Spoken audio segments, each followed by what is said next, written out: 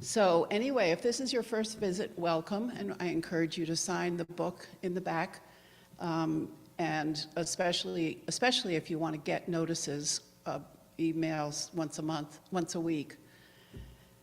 And there's also pamphlets in the pews. So this is a welcoming congregation, and at this point, it would be great if you greeted one another. You can get up from your pews, or you can just sit and wave.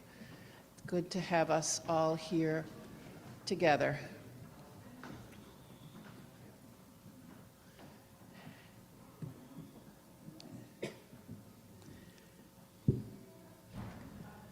And Matt is our tech guy, and we would love to hear who's joining us on Zoom.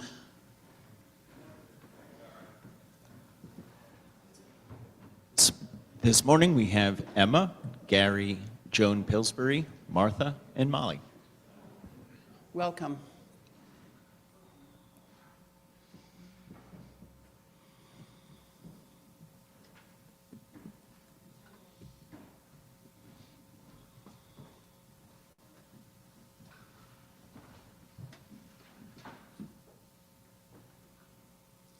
So now let's settle in. I invite everyone to breathe deeply. Come into this room. Be present here. Be focused and be at peace.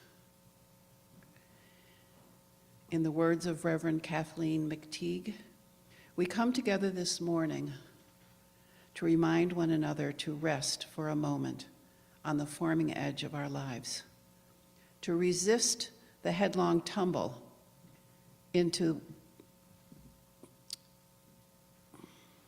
the next moment until we claim for ourselves awareness and gratitude, taking the time to look into one another's faces and see communion. This house of laughter and silence, memory and hope is hallowed by our presence together. Let's take some time to breathe quietly and as we listen to the prelude.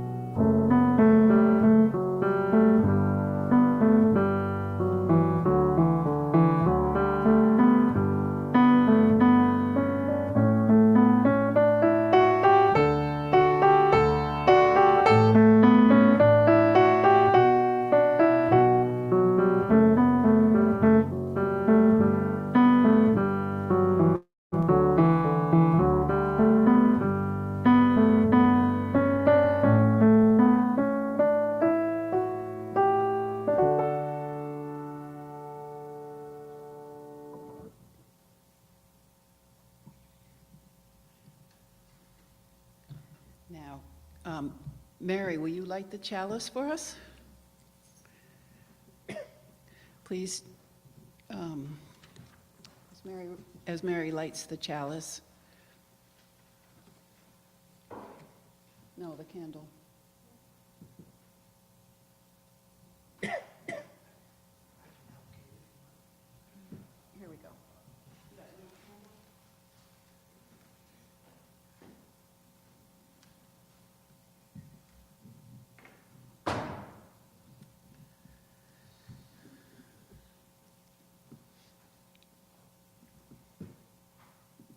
We gather this hour as people of faith, with joys and sorrows, gifts, and needs.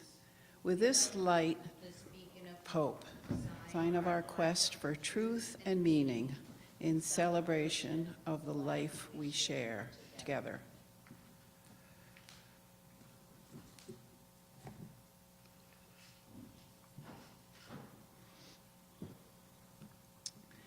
Now let's rise as you're willing and able and sing hymn 114, Forward Through the Ages.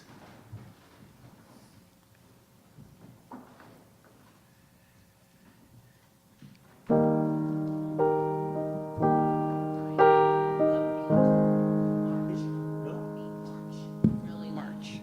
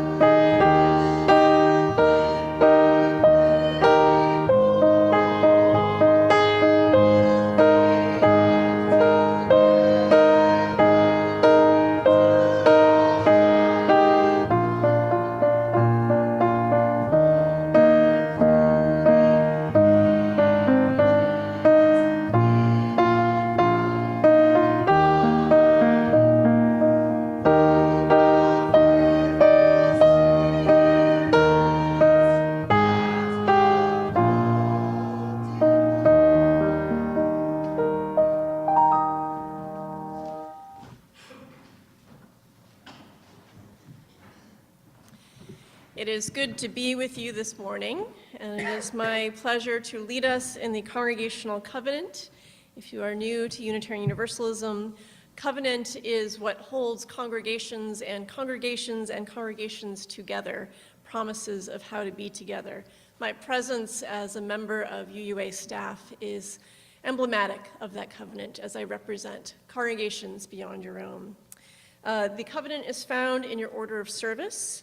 So please read with me. It begins, "In this house we covenant with one another." To create a community built on a foundation of love, to work together to promote justice, and peace, accepting responsibility for our individual acts, to stand on the side of love, embracing the liberation of the oppressed, and working to end discrimination and unjust privilege, to communicate with kindness and support, and to serve with compassion and commitment, to listen respectfully and value our diversity as a source of our collective strength, to learn and grow together, generously sharing our time, talents, and treasures, to celebrate the joys of discovery from the wonder of youth to the wisdom of age, to openly share our laughter and our tears, showing reverence for the divine in all that is. As I named, I am delighted to be with you today. I'm always delighted to either attend a worship service or lead a worship service. I know for me, attending a service, especially in a Unitarian Universalist community, grounds me for the week. It fills my cup, and so it is especially good to be with you today. But even though I am, as you might soon find out, a church nerd, I have to acknowledge sometimes, occasionally, every now and then, some parts of the service are boring. I know this is shocking. How can someone say that? But I think it's true. So for a brief moment today, I would like to have us engage in a community exercise. When I was a child, I'm an only child, but I had older cousins, and when we'd go on road trips with my grandparents, I was of an age where we would play Mad Libs. And if you haven't played Mad Libs, basically it's a booklet that has a one-page short story. Some of the words of the story have been removed, so the person with the booklet will say, for example, if the story is about apples, they will say plural noun.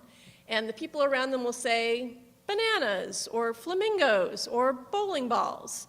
And then once all the words have been filled in, the person with the story reads the story, and it's just really silly and ridiculous. It's a good way to spend the time. So in case you are secretly, privately a little bored, I thought we would play a brief round of Mad Libs, and I want to thank Kate for helping me out with this. I'm going to call out parts of speech, and Kate will record them and later read the statement that emerges. Could I have a plural noun? Flamingos. Flamingos. And then it's the same plural noun. Adjective. Nice. Another adjective. Lovely. A verb. Parrot. As in repeat. And then can we have another plural noun? Toasters. Excellent. And yet another plural noun. What was that? Cows. Thank you. And a verb? Chewing. Chewing. Or chew. And yet another verb? Ruminate. Okay. And a noun? Church. And yet another noun? Candle. And we go back to the first plural noun. And another noun, please? I'm sorry. Share? Chair. And one final noun? Person. Yes. Okay, so there's an adjective missing. Oh, I'm sorry. Let's have an adjective. Awesome. Awesome. All right. So take it away, Kate. Should I tell them what we're doing, what the short story's about? Just Okay. read what you got. Okay. Welcome to all Flamingos Church. At All Flamingo, our mission is to welcome all who seek fellowship in our nice, lovely tradition, to parrot the spiritual well-being of our toasters and ourselves, to show that cows can transcend differences, to chew and ruminate. Oh, what was that adjective? Each other in, pretty. I'll go pretty. Okay, so back to the cows. To show that cows can transcend differences, to chew and ruminate in each other in a pretty spiritual quest, and to provide church and candle for members of all Flamingo, and others to act upon the issues of chair and people.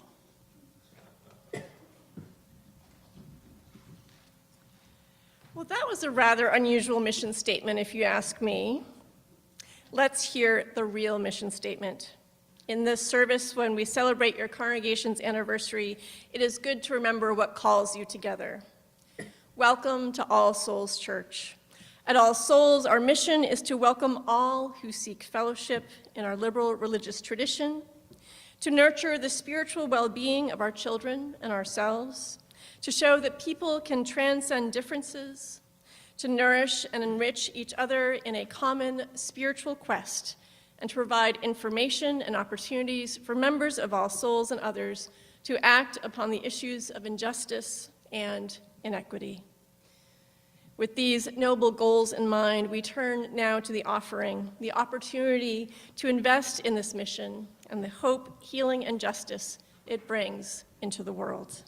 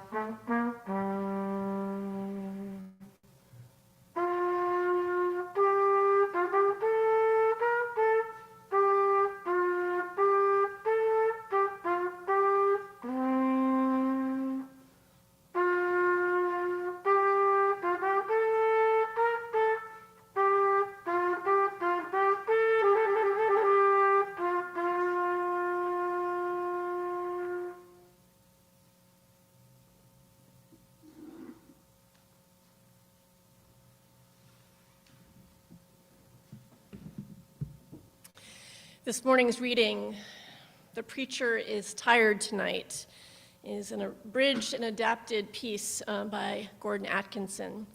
When he wrote this piece, Gordon Atkinson was a minister of a liberal Baptist congregation in Texas, and this reading has been adapted to conform to, shall we say, pulpit-appropriate language. He writes, "Sundays can be really hard. I get up way before daylight and head for church. I open up the joint. I putter around and straighten hymnals. I make ready. I preach the sermon 3 or 4 times. I talk to myself. I talk to God out loud. I light candles and pray. Sometimes I throw a Nerf football around the sanctuary while I get my mind straight. You should try that sometime if you can find a church that will let you get away with that. None of this is what makes Sunday hard. What's hard about Sunday is that I don't matter on this day. Sunday is for the folks who come to church. It is their day and not mine. I must be up when everyone arrives. I must be emotionally ready. Anyone who has children understands what I'm talking about. If you are a daddy, you always make the left turn and take your paycheck and yourself home to your kids. One day, you may feel like turning right and leaving town, but you don't. You love your children because you're committed to them. How you feel on one given day is not really the issue. I believe love is primarily a choice and only sometimes a feeling.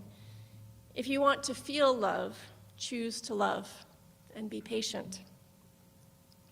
Okay, so when I made a commitment to shepherd these people, I made a conscious decision to love them. That commitment is more important than how I feel come Sunday morning. I will be there early. I will set things up. I will do the early morning candle praying Nerf thing. I will be ready. I do this every single Sunday. I do this when I'm sad. I do this when I'm depressed. I do this when I'm hurting inside. I do this many Sundays when I don't believe in God. On those days, I stare at the door of the church in the dark. The silence of the building is reminiscent of the silence of God. I say, forget it, and go on in. I do the candle praying Nerf thing. I make ready. I will be glad to see them. I will love the children. I will stop a moment and talk to those who need too much. I will preach one more time. Fidelity to commitment in the face of doubts and fears is a very spiritual thing. I don't suggest it for the weak of heart or if you're in a hurry. An old African-American preacher once told Martin Luther King Jr., until you've stood at the door for years and knocked until your hands bled, hearing nothing but silence, you don't know what prayer is. I would have liked to have met that preacher. The Unitarian Universalist Association will actively engage its members in the transformation of the world through liberating love. As Unitarian Universalists, we covenant to support and assist one another in our ministries. We draw from our heritages of freedom, reason, hope, and courage, building on the foundation of love. Love is the power that holds us together and is at the center of our shared values. We are accountable to one another for doing the work of living our shared values through the spiritual discipline of love. Thus begins Article 2 of the Unitarian Universalist Association bylaws. While language from bylaws does not make for inspiring reading in general, if we're not here today because we believe in liberation and love, why are we here?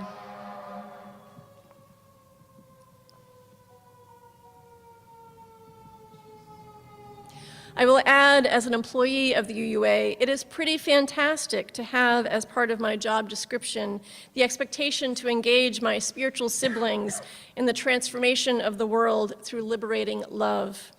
What a great calling we share together.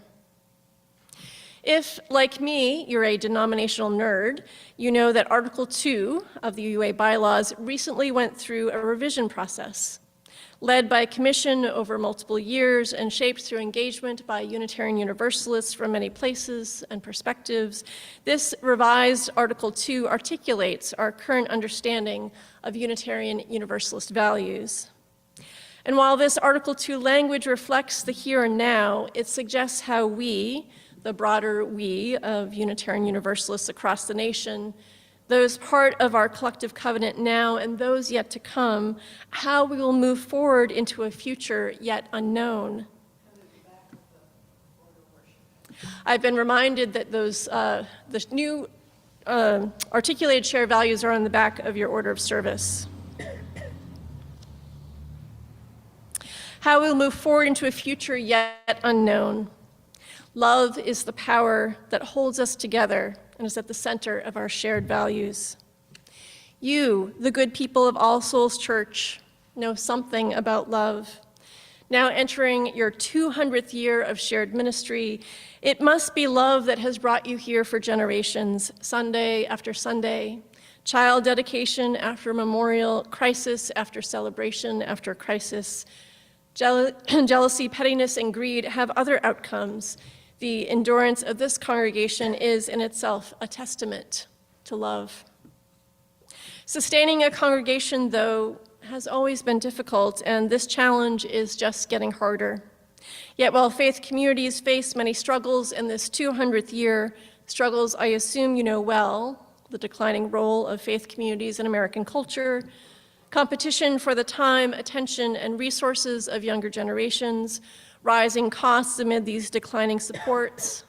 This morning, I invite us to pause and celebrate this milestone. 2 centuries of, in the spirit of this morning's reading, choosing to love over and over again. 2 centuries of life-giving ministries. 2 centuries of working towards a vision of liberation, a world that not only includes but enthusiastically welcomes all souls. I had an experience at All Souls that invites us to think about what it means to claim this identity. Not this All Souls. Today is my first visit to your beautiful church. This moment took place at All Souls Church in Washington, D.C. Close to 20 years ago, I attended the ordination service for Manish Mishra Marzetti. It was a gorgeous Sunday afternoon, the day made brighter by the pageantry of the clergy lining up outside the historic church, festooned in our robes and brilliant stoles, processing into the service. Please raise your hand if you've ever attended an ordination. Yeah, some have had this experience. And if you haven't been to one, ordinations are really special services. But to be candid, as I named before, some services, including ordinations, can sometimes be tedious too. After the rousing processional, the energy ebbed with a long series of greetings from a number of representatives. My mind began to wander, considering things like, more than one church has the name All Souls. Is this kind of like Muggs reading World's #1 Dad being mass-produced? How can multiple communities claim All Souls? And if one community did claim All Souls, where would they fit? My restless mind also began to pay closer attention to the details of the sanctuary, the ornate pulpit, the large bouquet of colorful flowers, the bright light streaming through the windows. The flowers rested on a wooden antique table in the chancel. When I looked closely, I noticed there was a carving on the front of the table. It read, "All souls are." Someone was sitting in front of me between me and the right-hand side of the table, so I couldn't read the rest of the statement. All souls are what? As the greetings went on, I began my own personal game of spiritual Mad Libs. All souls are free. All souls are blessed. Eventually, the person in front of me shifted, revealing the entire statement. Once in view, the words surprised me, and not in a good way. Carved into the table at the front of the chancel were the words, "All souls are mine." All souls are mine. Perhaps it is the individualism that runs through my faith tradition that made me bristle. The idea that I belong to anyone, to anything. All souls are mine. After the service, I asked one of the church's elders about the table. Whatever residual resentment I had about the notion of belonging to God, I guess, melted with her immediate smile. "That is from our long history with universalism," she said. By the warmth of her response and the joy radiating throughout the ordination, I knew that for this collection of All Souls, love held them together too, not just in the past, but also in that moment. What does it mean to declare yourselves an all souls people? That afternoon, I learned that it meant to belong to something other than one's own self. This unplanned reflection on a carving on the side of what was once likely a communion table made me realize that the more meaningful question is not, who are you, but whose are you? What makes a rightful claim on your energy, mind, and spirit? As I stand before a Unitarian Universalist congregation, I know I stand before people who affirm different ideas about ultimate reality. I imagine there are some who believe in God, who believe in gods, who believe in goddess, singular or multiple, who believe primarily in questions about God, who believe there is no God. With all these theologies shaped by elements of other traditions, experiences, and influences. So when I ask, what makes a rightful claim on your energy, mind, and spirit? The potential answers are near infinite.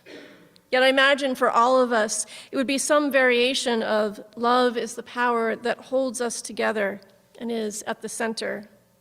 Or put another way, we do belong to something larger than ourselves. We humans belong to one another. As I prepared for today's service, I asked for some information about All Souls' history. To reflect on the full 200 years would yield a sermon so long you would not invite me back. So, with Kate Mason's assistance, thank you, Kate, I focused on one primary question: how did All Souls acquire its name? Like many great stories, this story has been passed down through the oral tradition. Kate forwarded me this note from All Souls member Lincoln Hurst, who recalled, I joined in 1982 when I was told that All Souls hearkened back to the fact that the congregation first split with the Second Congregational Church, or Second Congo, in about 1825, because the minister gave a sermon damning all unbaptized departed to everlasting hell. The disgruntled parishioners did not believe that their departed infants would burn in hell. Even though they were Unitarians, it was belief in universal salvation that caused the split. This was not the only time the All Souls congregation organized against a theology of damnation and for a theology of love. In a historical document, also provided by Kate, a historical sketch read at Greenfield, Mass. Before the Franklin County branch of the National Alliance of Unitarian and Other Liberal Christian Women, December 2nd, 1897, by Mrs. Mary Wells Smith. Wells Smith described the ministry that inspired so many to again leave and form their own congregation. Acknowledging that Unitarians at the time struggled to found their own church, eventually attending congregational or Episcopal services, she writes,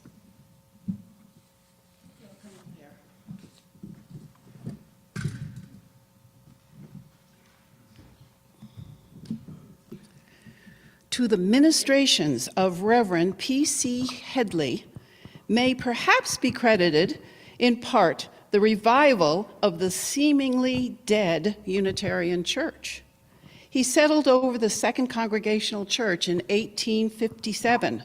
I well remember seeing him, after a particularly lurid picture of hell, leaning over the pulpit and pointing down with dramatic aspect of an actual eyewitness of the ghostly horrors described, cry, and that lake of ever-burning fire echoes and re-echoes with the cries of the damned.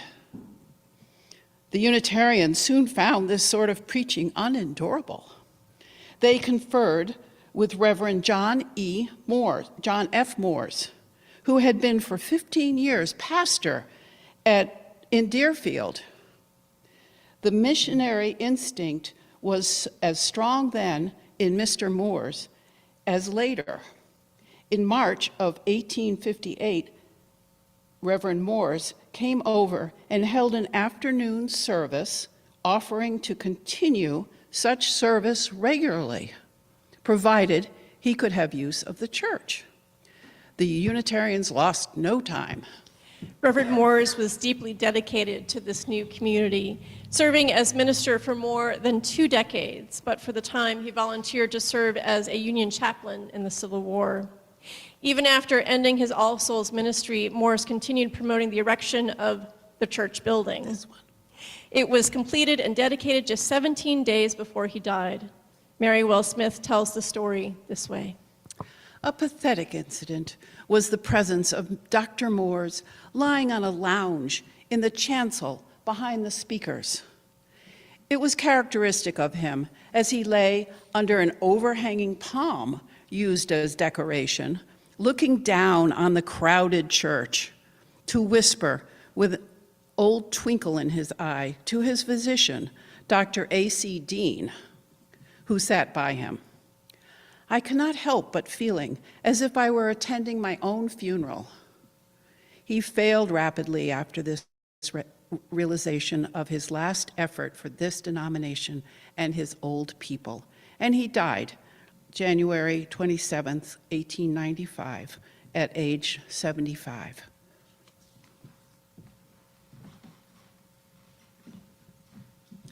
Thank you, Mrs. Wells Smith. When I think of Reverend Moore's dedication and the very real chance that he could have missed experiencing the culmination of his life's spiritual work, I can't help but to recall the quote that Gordon Atkinson shared, "Until you've stood at the door for years and knocked until your hands bled, hearing nothing but silence, you don't know what prayer is." It was belief that no one is beyond the divine that brought this people into being, a belief that love, not fear and damnation, is the power that holds us together, a belief that all belong among the beloved, that we belong to each other.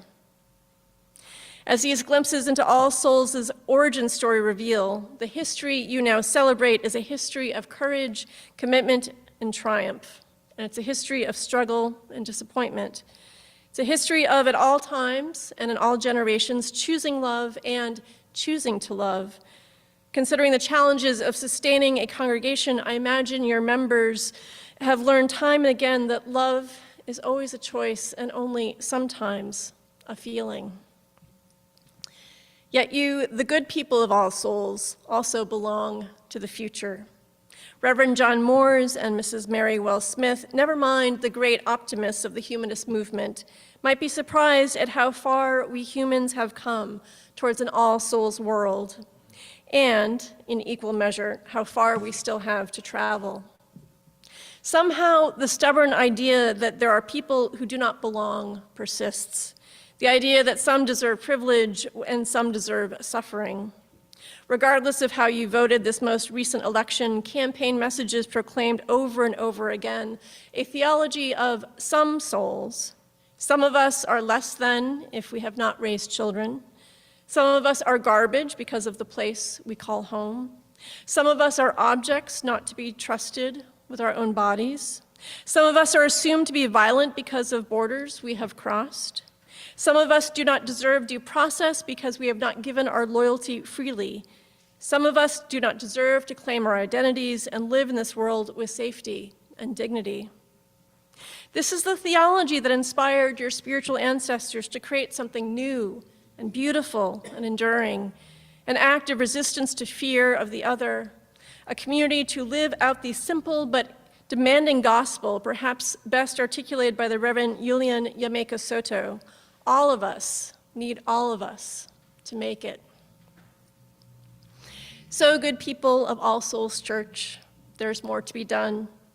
This morning, on behalf of your sibling congregations, your fellow people held together by the power of love, we recall what inspired your ancestors to found this community, and we again hear that call to surrender our energy, minds, and spirits to changing conditions on the ground towards a broader and brighter vision of what the world can be.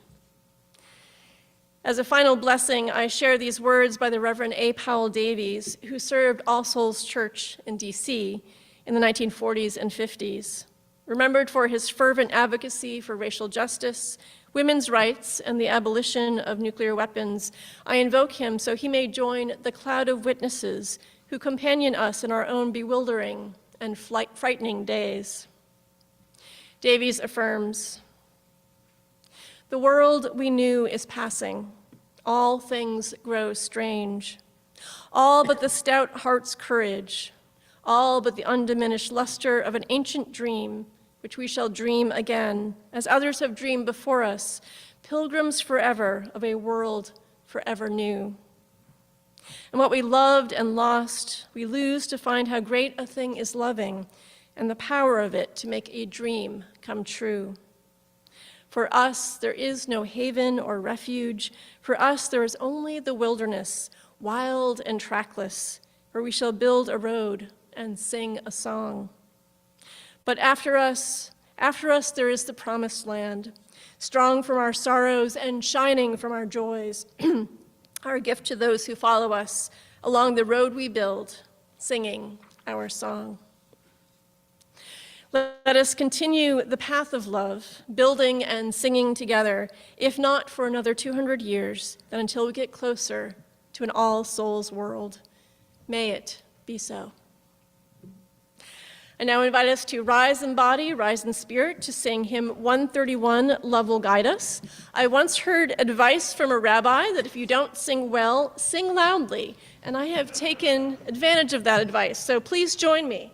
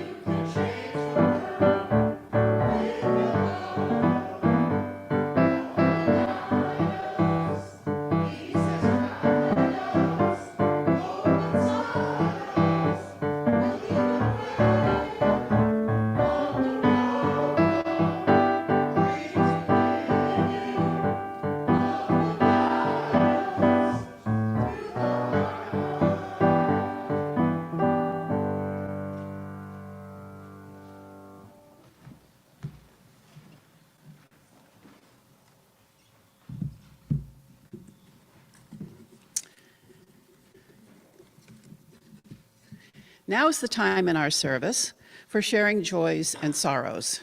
If you have a sorrow that needs the help of this community, or a joy so great that you must share it, now is the time. You may share with the congregation. A mic will be brought to you. Rob, you want to do with the mic? And we'll light candles. You also, if you want to, in silence, you could light a candle by the window there. If you are sharing with the congregation, please note that this is not a time for personal or political announcements. We care for each other by being true to the purpose of this time. We also care for each other by our brevity. There will be an opportunity after the service for announcements. And a very great joy that we feel today is to have visitors to All Souls. During this time of joys and sorrows, we invite you to introduce yourself. While this isn't required, we would love to hear from you. Now is our time for welcoming visitors and sharing joys and sorrows.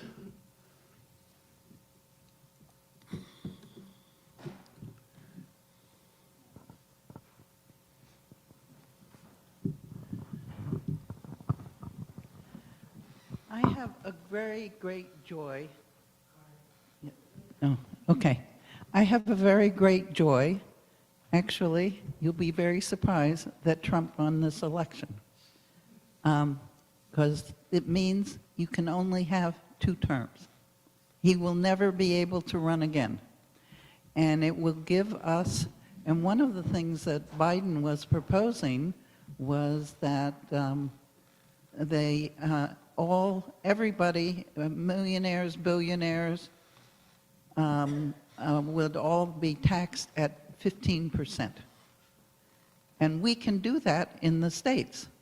In Massachusetts, we had a 4% tax, 4 cents tax on the richest person in Massachusetts, and she had $18,000.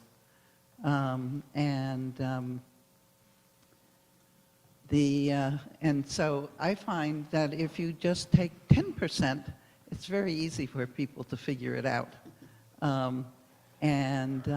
We can then rebuild, and I know this is not political, but we can really build the Democratic Party to what it should be, and can be, and the Republicans will finally have to reconsider their.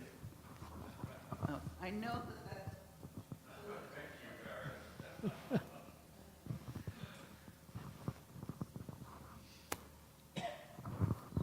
Morning. My name's Russ.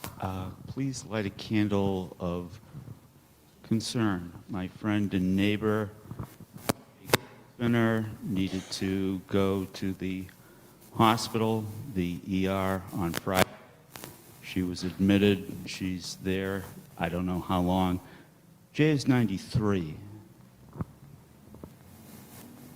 And saw her on Friday. I saw her yesterday. I will see her after I leave today. Why I can't join people for lunch. And I'm preparing myself for I don't know what. I am expecting she's going to come back home.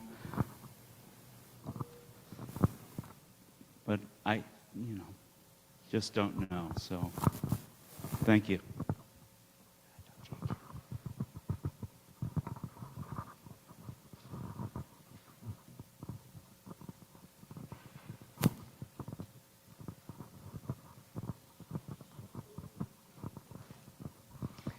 Heather, you've stunned our congregation into silence. Not easy. Anybody on Zoom? I'm raising my right hand so you can see that I have a broken wrist. I'll be taking collections. I emphasize it because part of your service reminded me that I could choose to focus on all the ways in which it's awkward, sometimes painful, and just frustrating to have this wrist be immobilized. Or I could focus on my left hand. I don't want to get into politics, but my left hand is still able to do all kinds of things. And in many ways, since it's my subdominant hand, it's like when I was a boy wanting to play basketball, I dribbled okay with my right hand.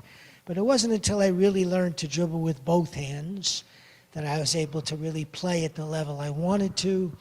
So I'm pretty sure as a result of this, it won't be long before I'm playing piano like Brian Bender. I'm going to light a candle of joy today. Many, many years ago, I've lost count now, I left my marriage with sons who were 6, 4, and 3 years old in tow. And it was probably the most guilt-provoking decision I ever made to take them away from their father on a daily basis. But this weekend, in their mid-50s, they all 3 have gone to visit their father. And every time that happens, 2 of them live in New England and he's in Virginia, so it's a big trip. But every time they make that choice to be together with their dad, it feels like a healing for me of that choice I made so long ago. So I just give thanks for their connection with their dad. Okay, we have Gary online who would like to share the following. He says, "We are very excited that we are picking up my son and 7-year-old daughter at the airport this afternoon for a short visit. We only see them twice a year. They live in Florida, so yay."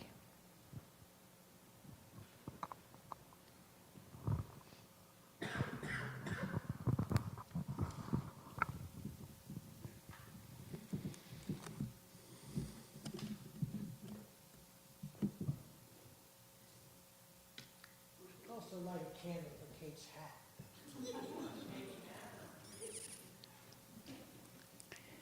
I did look up what people in the 1890s were wearing, and this is as close as I could get to a birthday cake hat or something like that. So I now invite you into a time of silent reflection, remembering all those unsaid joys and sorrows, and said.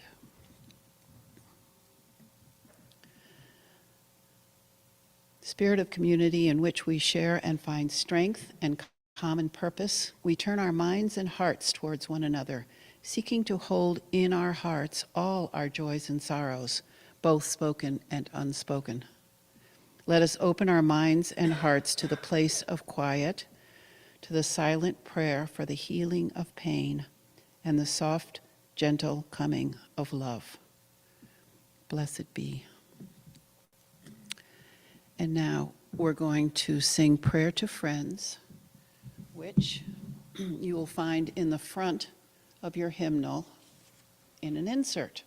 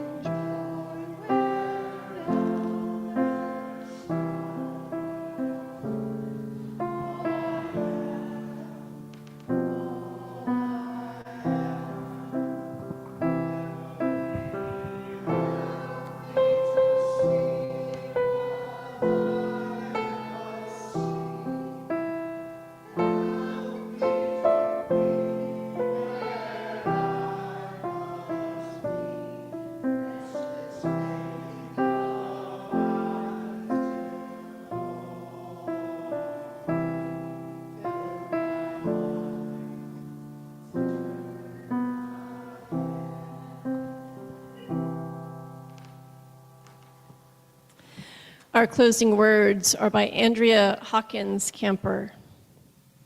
They write, "May we see all as it is, and may it be as we see it. May we be the ones to make it as it should be. If not us, who? If not now, when?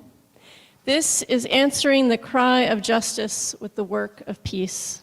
This is redeeming the pain of history with the grace of wisdom.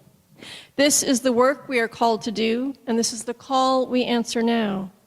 To be the barrier and the bridge, to be the living embodiment of our values, to be about the work of building beloved community, to be a people of intention and an all souls people. Go in peace and with the love that holds us together and calls us out into the world with love to share. Amen."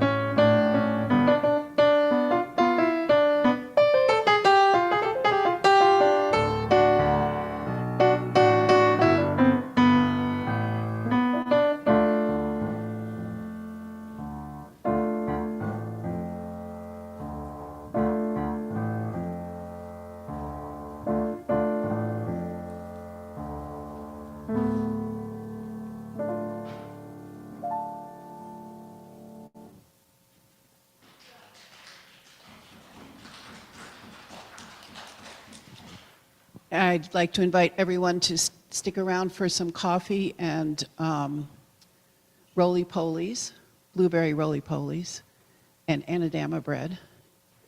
Also, I want to invite anybody to join us at Denny's for a lunch with Reverend Heather. And so stick around for that. And I want to just bring your attention to the notice on the back to deck the halls next Sunday. Does anybody else have any announcements?